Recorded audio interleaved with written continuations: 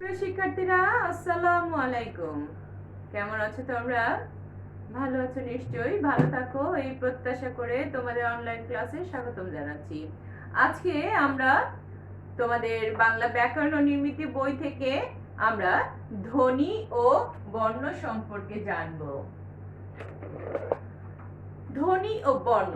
ধ্বনি ধ্বনি জিনিসটা কি? ধ্বনি ধ্বনিটা হলো যে কোনো ভাষার উচ্চারিত শব্দকে বিশ্লেষণ করলে যে উপাদান সমূহ পাওয়া যায় সেগুলো পৃথক পৃথকভাবে ধ্বনি বলে। ধ্বনির সঙ্গে সাধারণত অর্থের সংশ্লিষ্টতা থাকে না। ধ্বনি তৈরি হয় কিসের সাহায্যে? ধ্বনি তৈরি হয় বাকযন্ত্রের সাহায্যে। তোমরা এইটা প্রশ্ন আকারে নিতে পারো। ধ্বনি তৈরি হয় কিসের সাহায্যে? বাকযন্ত্রের সাহায্যে।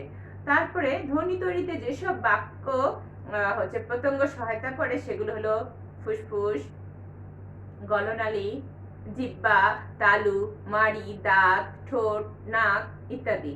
তাহলে আমরা বলবো যে মানুষ ফুসফুসের সাহায্যে যে শ্বাস গ্রহণ ও ত্যাগ করে, ফুসফুস থেকে বাতাস বাইরে আসার সময় মুখে হলো নানা ধরনের ধ্বনির সৃষ্টি হয়। তবে সব ধ্বনি সব ভাষা গ্রহণ করে না। তাহলে ধ্বনি প্রধানত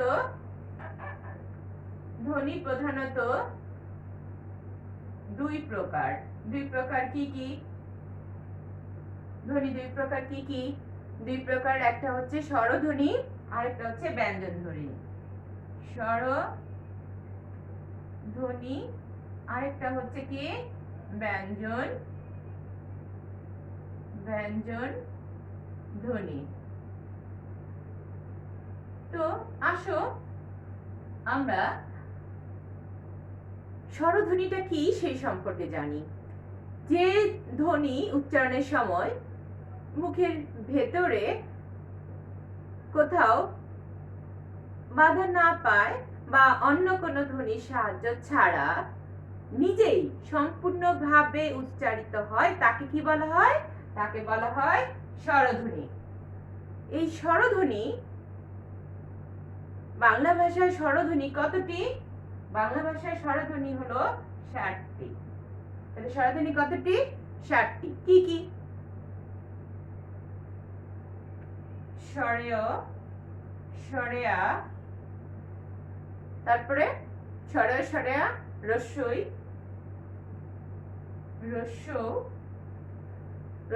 রস্যৌ, এ, ও এবং এ। তো আমরা বুঝতে পেরেছি যে মৌলিক স্বরধ্বনি হলো 60টা তোমাদের দেখিয়ে দিলাম। তাহলে মৌলিক স্বরধ্বনির হচ্ছে কটা? 60টা। আর হচ্ছে 60টা হচ্ছে এগুলো। এবার আসি ব্যঞ্জন ধ্বনি। ব্যঞ্জন ধ্বনিটা কি? ব্যঞ্জন ধ্বনিটা হলো যে ধ্বনি উচ্চারণের সময় মুখের ভিতর কোথাও না কোথাও বাধা পায় এবং যা স্বরধ্বনির সাহায্য ছাড়া স্পষ্ট রূপে উচ্চারিত হতে পারে না, তাকে বলা হয় কি? ব্যঞ্জন ধ্বনি। ব্যঞ্জন ধ্বনি মানে হচ্ছে কোনগুলো? ব্যঞ্জন ধ্বনি হচ্ছে ক, খ, গ, ক, খ, গ, ক, খ, গ, ঘ, প, ঘ, প, তারপর হচ্ছে দন্তাস ইত্যাদি। তাহলে আমরা ব্যঞ্জন ধ্বনি সম্পর্কে জানলাম। তো স্বরধ্বনি সম্পর্কে জেনেছি, ব্যঞ্জন ধ্বনি সম্পর্কে জেনেছি। এবার আসি আমরা ধ্বনির পরে আমরা জানবো যে বর্ণটা কি। আমরা এবার বর্ণতে আসি।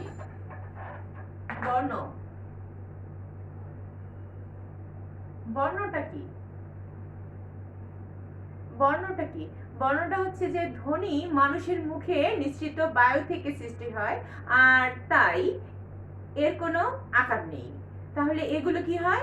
এগুলো মানুষের মুখে উচ্চারণ করে আর কি হয়? কানে শোনে। তাহলে ভাষায় লিখে প্রকাশ করার সুবিধার্থে ধ্বনিগুলো প্রতিনিধি হিসাবে কিছু চিহ্ন তৈরি করে। এই চিহ্নের নামই হলো কি? বর্ণ। তো বর্ণের কোনো ভাষা লিখতে যেসব ধ্বনি হচ্ছে ধ্বনিত দ্যোতক সংকেত বা চিহ্ন ব্যবহৃত হয় তাকে বলা হয় কি? বর্ণ।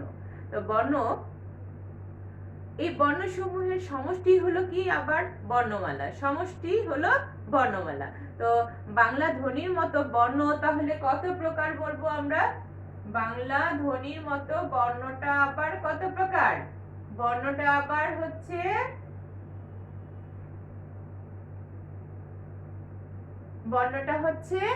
দুই প্রকার। তো দুই প্রকার কি কি? দুই প্রকার বর্ণ, ধ্বনির মতো বর্ণ দুই প্রকার। দুই প্রকার হচ্ছে স্বরবর্ণ, আরেকটা হচ্ছে কি? ব্যঞ্জন বর্ণ।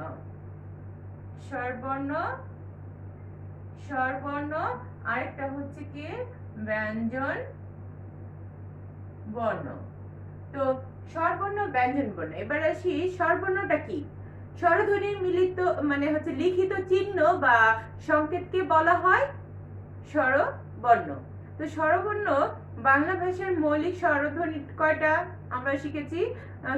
কিছুক্ষণ আগে আমরা আলোচনা করেছিলাম যে স্বরধ্বনি হচ্ছে 7টি, কিন্তু স্বরবর্ণ কতটা? স্বরবর্ণ হচ্ছে, এই স্বরবর্ণ কতটা? স্বরবর্ণ হচ্ছে 11টি। স্বরবর্ণ কতটি? 11টি। অ থেকে ও পর্যন্ত, অ থেকে ও পর্যন্ত হচ্ছে 11টি।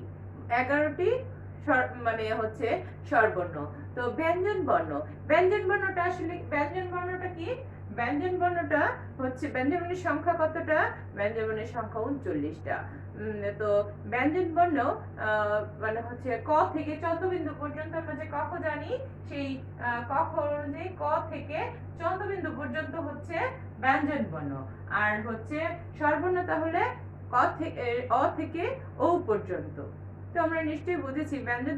তাহলে আমরা বলবো যে ব্যঞ্জন ধ্বনি লিখিত চিহ্ন বা সংকেতকে বলা হয় ব্যঞ্জন বর্ণ। তো এবার আসি বর্ণমালা।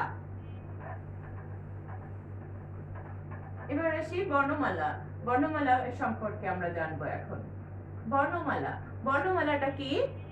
বর্ণমালাটা হচ্ছে যে বর্ণমালার আমরা যে মানে কোনো ভাষা লিখতে যে ধ্বনি,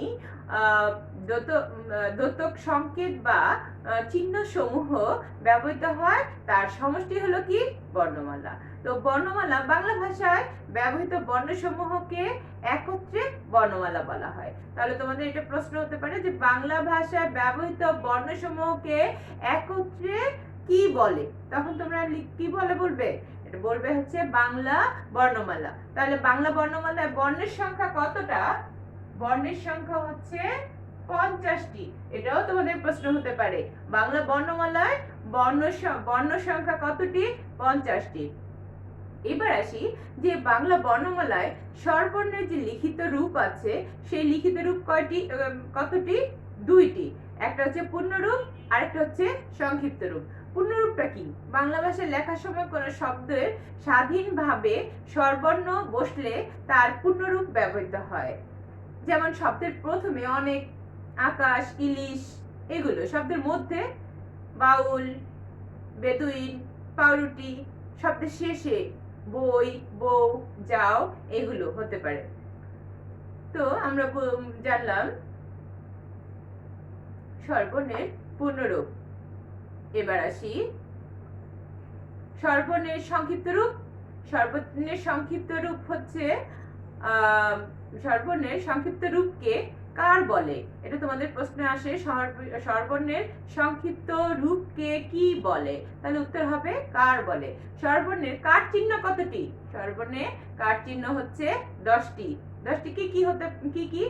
আকার, ইকার, দীর্ঘিকার, হ্রস্বকার, দীর্ঘকার, ঋকার, একার, ঐকার, ওকার আর ঔকার, এগুলো। তো আমরা বাংলা বর্ণমালায় ব্যঞ্জন বর্ণের আবার লিখিত রূপ আছে কয়টি? 2টি। একটা হচ্ছে পূর্ণরূপ, আর একটা হচ্ছে কি? সংক্ষিপ্ত রূপ। তাহলে ব্যঞ্জন বর্ণের পূর্ণরূপে শব্দের প্রথমে বসে কবিতা, পড়াশোনা, টগর, এগুলো। শব্দের মাঝে বসে কোনগুলো? শব্দের মধ্যে বসে হচ্ছে কাকলি, খুলনা, ফুটবল, এগুলো। শব্দের শেষে কি বসে? শেষে আম, শীতল, সিলেট, এগুলো। তাহলে আমরা বলবো যে ব্যঞ্জন বর্ণের সংক্ষিপ্ত রূপকে কি বলে, এটা প্রশ্ন হতে পারে। তাহলে আমরা বলবো যে ব্যঞ্জন বর্ণের সংক্ষিপ্ত রূপকে বলা হয় ফলা। ফলার চিহ্ন কতটি? ফলার চিহ্ন হচ্ছে 6টি। ফলার চিহ্ন কয়টি? 6টি। তো আমরা ফলার চিহ্ন হচ্ছে আমরা চিহ্ন যে 6টি সেটা আমরা দেখি, বোর্ডে দেখি। দন্তান্ন, দন্তান্ন অথবা মূর্ধন্য, তারপরে কি করব? ফলা। তারপরে ফলা। তাহলে এটার হচ্ছে যেমন পূর্বাহ্ন, অপরাহ্ন, পূর্বাহ্ন,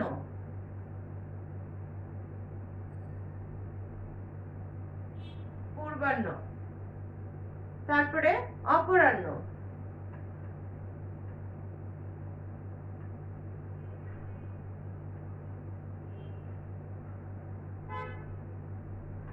অপরাহ্ন। তো বফলা দিয়ে বফলা, বফলা। তাহলে 6টা আমরা পেলাম। ইয়ে হলো যে ব্যঞ্জন বর্ণের সংক্ষিপ্ত রূপ, ব্যঞ্জন বর্ণের সংক্ষিপ্ত রূপ। ব্যঞ্জন বর্ণের সংক্ষিপ্ত রূপ হচ্ছে ব্যঞ্জন বর্ণের ফলা চিহ্ন 6টা, সংক্ষিপ্ত রূপের ফলা হচ্ছে 6টা, 6টি হচ্ছে। 1 নম্বর হচ্ছে এটা, 2 হচ্ছে বফলা। বফলার তাহলে কি হবে? বফলা হচ্ছে বফলার হচ্ছে ব। তাহলে এটা কি হবে? এটা হচ্ছে যেমন আমরা লিখি পক্ক, তাহলে কর নিচে একটা ব দিয়ে দিচ্ছি, এটাই হচ্ছে আমাদের হচ্ছে ব্যঞ্জন বর্ণের ফলা চিহ্ন। তারপরে মফলা,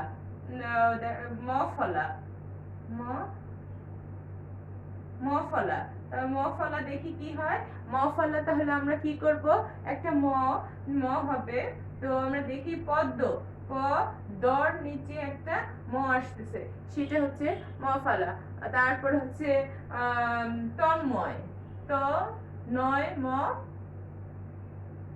অন্তস্থ, তাহলে তন্ময়। তাহলে এগুলো হচ্ছে মফলা। জফলা 4 নম্বর হচ্ছে জফলা, তাহলে আমরা হচ্ছে জফলা কি হবে?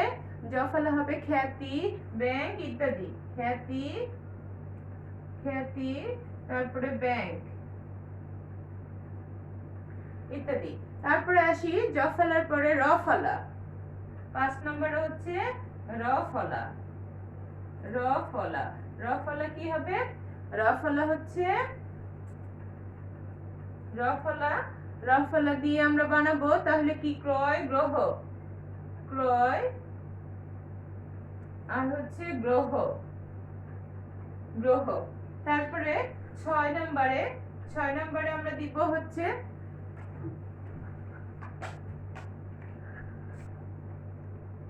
তাহলে আমরা ব্যঞ্জন বর্ণের ফলা চিহ্ন 6টি প্রথমে পেয়েছি হচ্ছে ফলার 6টির মধ্যে 1 নম্বর পেয়েছি যে দন্তান্ন, মূর্ধন্য ফলা, তারপর হচ্ছে বফলা, মফলা, জফলা, রফলা। তারপরে কি? তারপরে হচ্ছে লফলা। লফলাতে কি হবে? লফলাতে হবে কি? ক্লান্ত, অম্লান, লফলা। এখানে লফলা হবে ক্লান্ত, কর নিচে একটা ল আছে, সেই ল, ক্লান্ত। তারপর হচ্ছে আর হচ্ছে অম্লান, তো আমরা নিশ্চয়ই বুঝতে পেরেছি যে ব্যঞ্জন বর্ণের আমাদের ফলা চিহ্নিত 6টি চিহ্ন। তো চিহ্নগুলো আমরা দেখলাম, ফলা চিহ্নিত 6টি চিহ্ন সম্পর্কে আমরা অবগত হলাম। এবার আসি যে বাংলা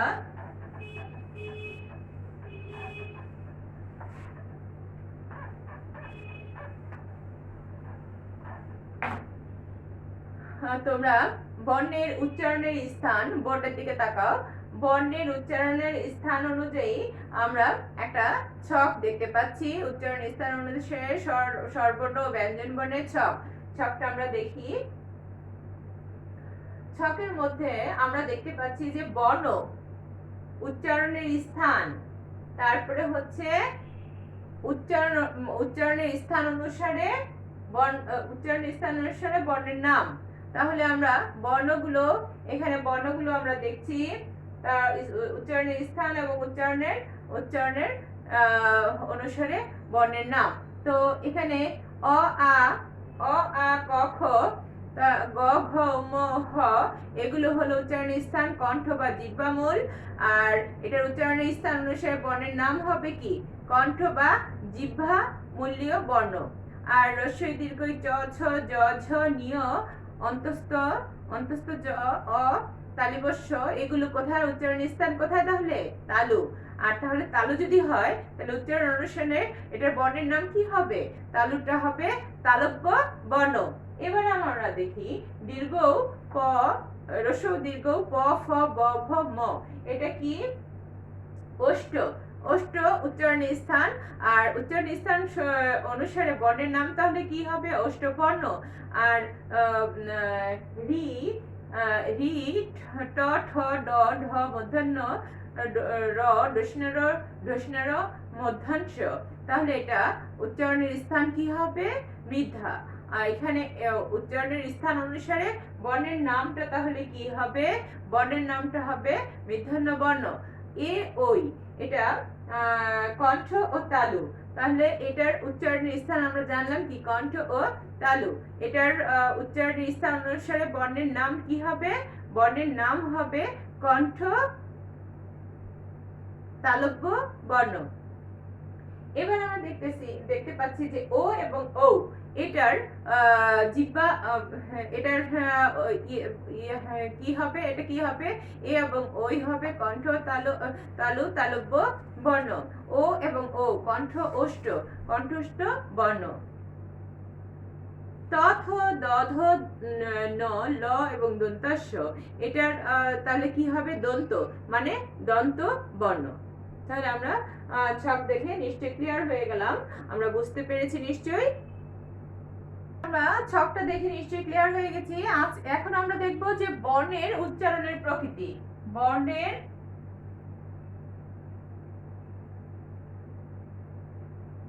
উচ্চারণের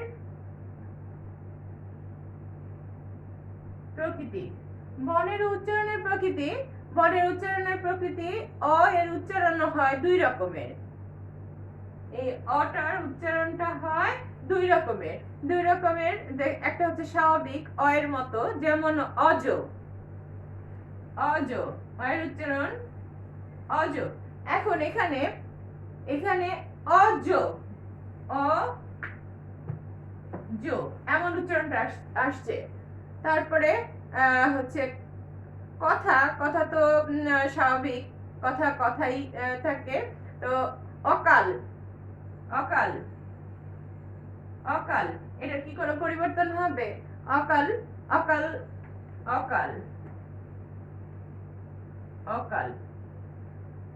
তারপরে হচ্ছে কথা এটা হবে কথা। আমরা নিশ্চয়ই বুঝেছি যে অস্বাভাবিক উচ্চারণ, স্বাভাবিক উচ্চারণ অ এর মতোই হয়। আর সংবিত ও এর মতো, যেমন ও এর মতো, অটা ও এর মতো হয়। ও এর মতো যখন হয় তখন কি হবে? তখন ও এর মতো, যেমন দেখি অতি।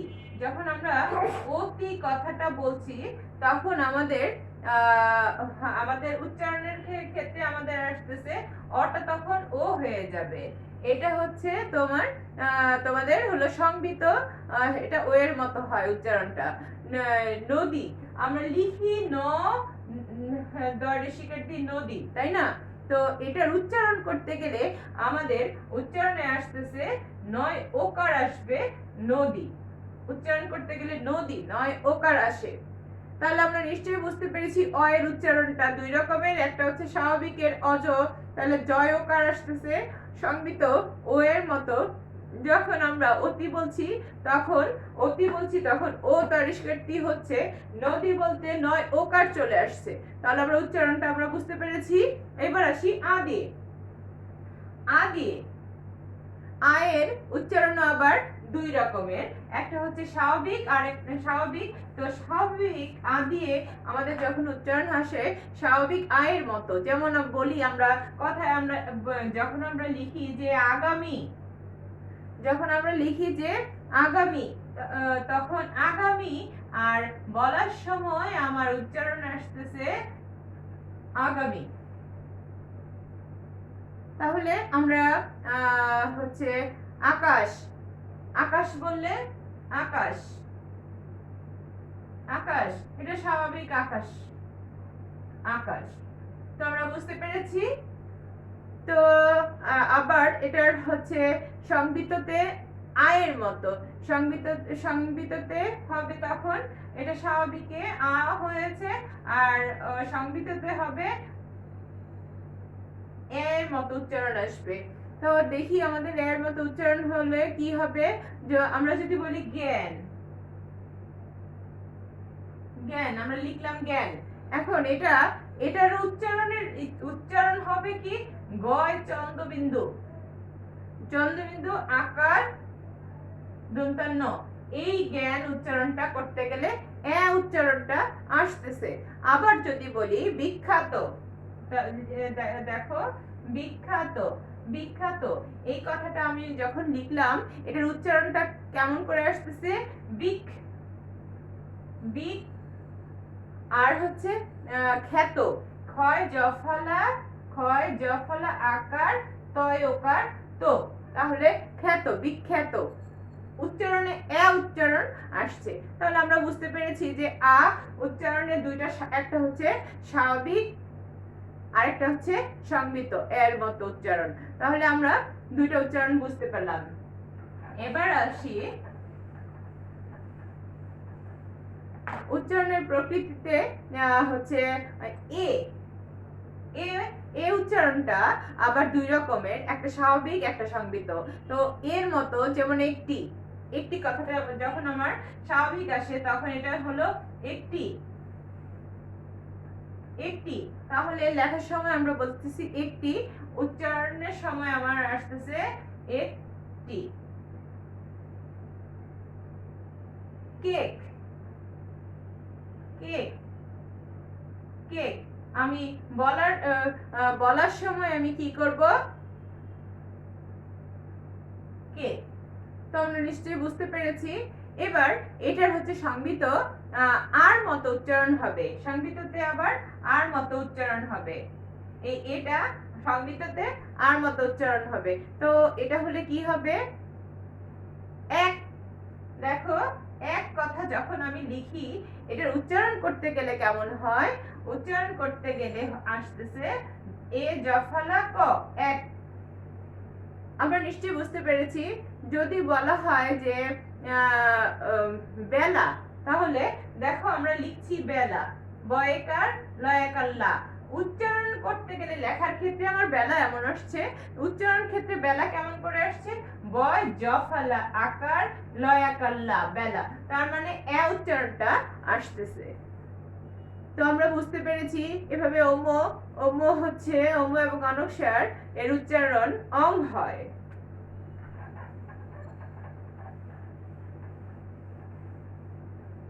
এবার আসি ওম,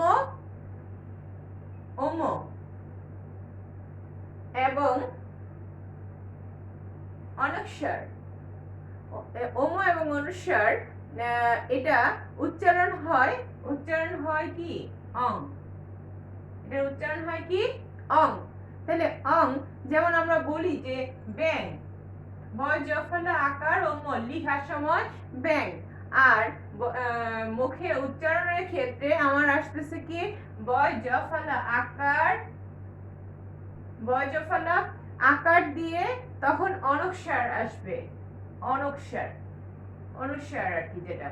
আচ্ছা তাহলে যদি বলি বাঙালি, তাহলে বাঙালি হলে কি হবে, বাঙালি। লেখার ক্ষেত্রে আমরা এটা, আর উচ্চারণের ক্ষেত্রে হবে বাঙালি, বাং আলি, এই হলো বাঙালি। তাহলে আমরা বুঝতে পেরেছি। তো নিয়, এবার আসি নিয় উচ্চারণের। নিয়, এই নিয় উচ্চারণের আবার 3 রকমের।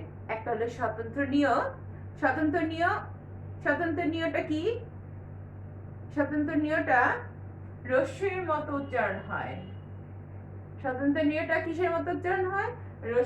রস্যই, আর হচ্ছে এটা রস্যইর সাথে অ এর মতো উচ্চারণ, চন্দ্রবিন্দু দিয়ে অ এর মতো উচ্চারণ। যেমন মিয়, দেখো আমি লিখছি, এখানে লেখার ক্ষেত্রে হবে মিয়, আর বলার ক্ষেত্রে কি হবে? উচ্চারণের ক্ষেত্রে কি হবে? ময় রস্যিকার অন্তস্থ ওকার, মিয়। আমরা বুঝতে পেরেছি। আরেকটা দেখাই, মিয়া।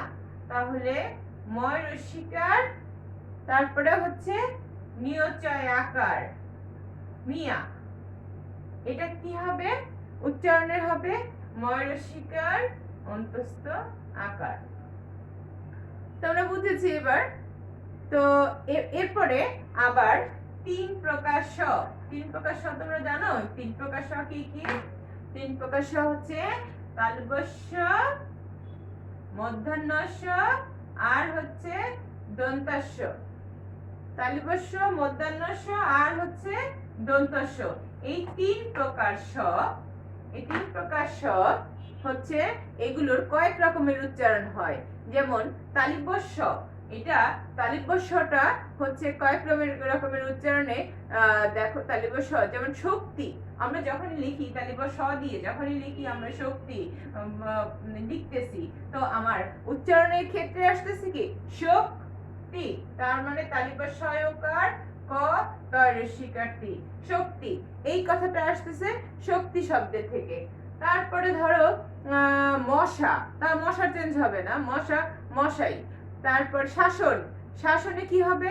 শাসন আমরা লিখতেছি তালব্য-স-য়কার সা, মূর্ধন্য-স, তালব্য-স-য়কার সা, মূর্ধন্য-স, আর হচ্ছে কি কোন হবে? দন্ত্য-ন হবে। তাহলে আমরা লিখলাম এটা। আর বলার ক্ষেত্রে কি হবে? শাসন, তালব্য-স-য়কার সা, তালব্য-স-য়কার স, ন, শাসন। তাহলে উচ্চারণের ক্ষেত্রে দেখেছো যে উচ্চারণের ক্ষেত্রে কি হচ্ছে? উচ্চারণের ক্ষেত্রে তাহলে শাসনটা কেমন আসছে? শাসনের উচ্চারণটা কেমন আসছে?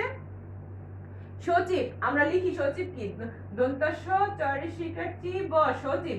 উচ্চারণের ক্ষেত্রে কিন্তু সচিবের দন্ত্য-সতে আসবে না, তখন দেখো উচ্চারণের সময় আসে সচিব, তালব্য-স সচিব। ঠিক আছে, এবার বুঝতে পেরেছো? তাহলে নিশ্চয়ই তালব্য-স দিয়ে স্বতন্ত্র তালব্য-স এর মতো যে উচ্চারণগুলো, তাহলে আমরা নিশ্চয়ই বুঝতে পেরেছি। এবার যুক্ত তালব্য-স চ অথবা ছ এর মতো হয়, যেমন নিশ্চয়ই, নিশ্চয়। দেখো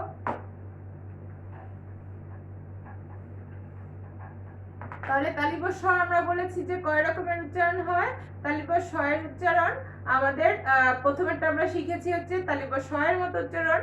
এবার দেখব যুক্ত তালব্য-স চ অথবা ছ এর স এর মতো, যেমন নিশ্চয়।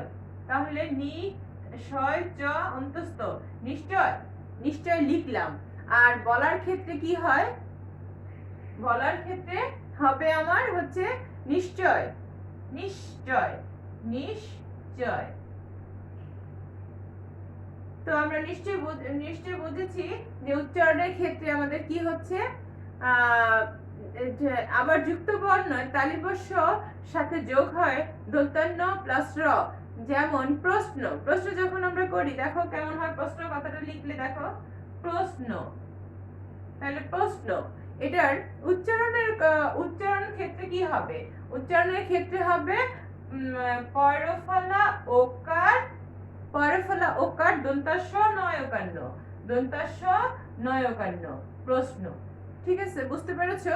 শ্লোক, তাহলে তখন হবে কি তালিবস্যটা দন্তাস্য হয়ে যাবে এমন।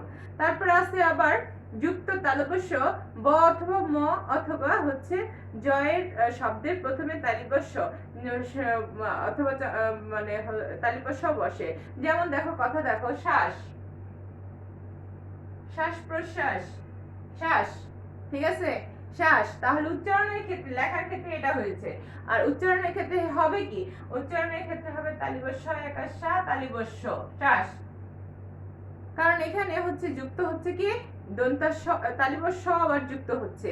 তারপর ধরো শ্বেত, আমরা লিখলাম শ্বেত, শ্বেত। তাহলে আমার এখানে উচ্চারণের ক্ষেত্রে হবে কি তালিবস্য একার শ্বেত, শ্বেত। তো আমরা যে নিশ্চয়ই বুঝতে পেরেছি যে যুক্ত হবে তালবস্য।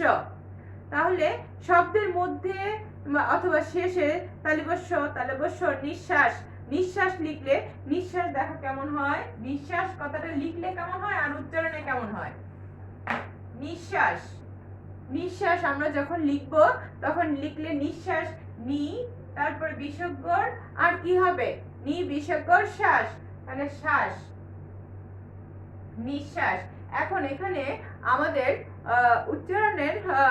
উচ্চারণে কি হবে নিঃশ্বাস, নিঃশ্বাসের উচ্চারণ হবে নিঃ, তালিবস্য হবে আবার শ্বাস। তাহলে এখন আমরা দেখতে পাচ্ছি যে নিঃশ্বাস আমরা যখন আমরা লিখছি তখন মানে প্রথমে তালবস্য আবার পরেও তালবস্য হচ্ছে। তাহলে শব্দের মধ্যে অথবা শব্দের শেষে দুইটা তালবস্য আসছে, ঠিক আছে, আমরা দেখতে পাচ্ছি, বোর্ডের দিকে তাকাও, তাহলে আমরা বুঝতে পেরেছি।